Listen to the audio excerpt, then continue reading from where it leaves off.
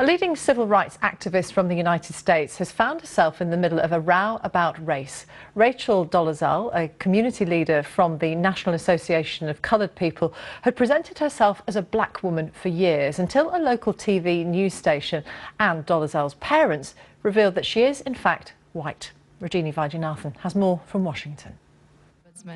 Rachel Dolezal is a race relations campaigner. A regional president of the NAACP, she's a face for the group which represents African Americans. A professor in African studies, she lists herself as black on official documents. Except she isn't. Rachel looked like this when she was younger. Local reporters smelled a rat and confronted her about her family. I don't understand the question of, I did tell you that, yes, that's my dad. And he was unable to come in January. Are your parents, are they white? By her dad, she meant this man. He's not. This is Rachel with her biological parents on her wedding day 15 years ago. Her ex-husband is black. Our daughter is primarily German and Czech and of European descent. So she's white. Caucasian. She's white. Mm-hmm. Authorities are investigating whether Rachel Dolezal broke any rules by claiming she was black. Her stories fascinated America at a time when the issue of race is at the top of the agenda. Regina Vaidyanathan, BBC News, Washington.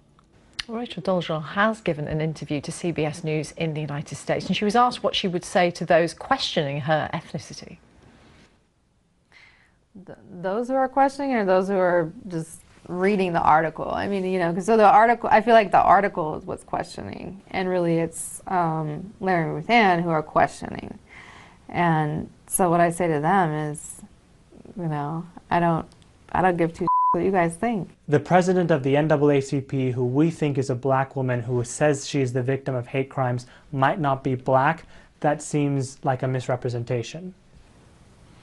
I can understand that. I mean, like I said, it's more important for me to clarify that with the black community and with my executive board than it really is to explain it to a community that I quite frankly don't think, you know, really understands. Well, in the past hour, the NAACP has released a statement in which it says Rachel Dolezal is enduring a legal issue with her family and we respect her privacy. One's racial identity is not a qualifying criteria or disqualifying standard for NAACP leadership. It goes on, we take all threats seriously and encourage the FBI and the Department of Justice to fully investigate. Well, Dr. Yaba Blay, author of the book One Drop, Shifting the Lens on Race, joins us now on the line from Philadelphia. Dr. Blay, thank you very much for speaking to us here on BBC News. What's the response been in various communities in the United States to this story?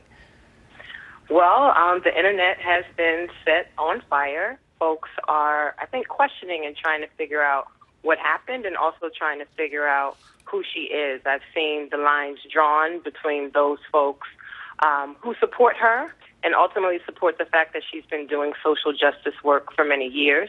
And then there are other folks who, again, have questions and feel really insulted by the idea that she would pose as a black person when in fact she's not. Can you understand why anyone would want to do this? It seems like quite a lot of effort to go to, doesn't it? Yeah, a lot of effort. And again, for me, I'm just getting pieces of the story like everyone else is, so I'm uncomfortable necessarily saying anything about her personally, but I wonder if she thought, because of the type of work that she's interested in doing, that she had to literally become black in order to validate her perspective, her voice, or in order for folks to take her seriously. But you don't have to be black to be involved with the NAACP, do you? Absolutely not. I mean, if we know anything about the history of the NAACP, it was founded with white people. We've always had white allies in the struggle for social justice. So no, you don't have to be black to take particular positions. And I think that's the question everyone has. Like, why did you have to go to such measures in order to do this work? And she didn't.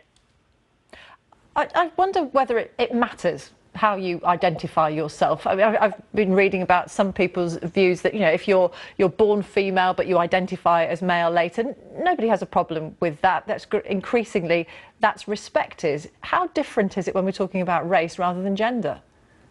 I think that's what many of us are trying to grapple with. I've seen people use this term transracial, particularly today, and I'm wondering, insofar as we know that gender is socially constructed in the ways that race is socially constructed, I'm not sure that those constructs are analogous.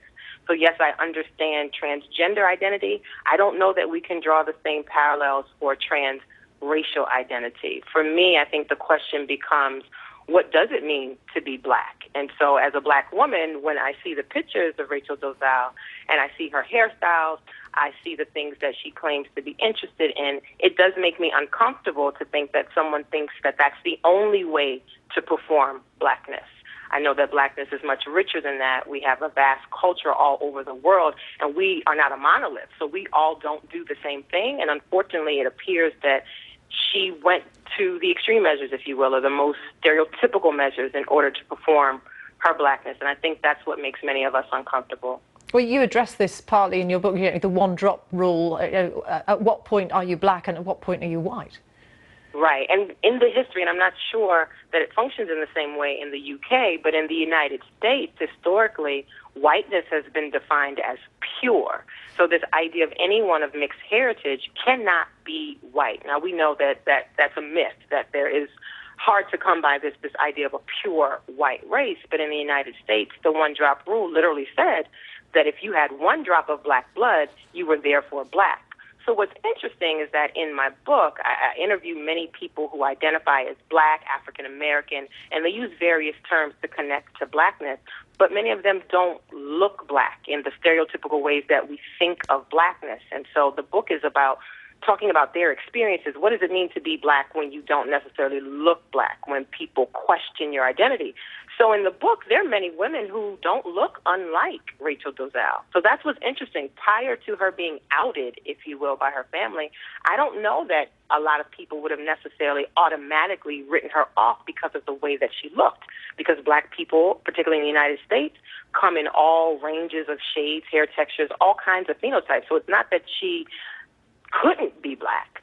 But once she's outed, if you will, we question why she felt she had to perform blackness in that way to be taken seriously. It raises some extremely interesting questions. Dr. Yaba Blake, thank you for talking to us on BBC News.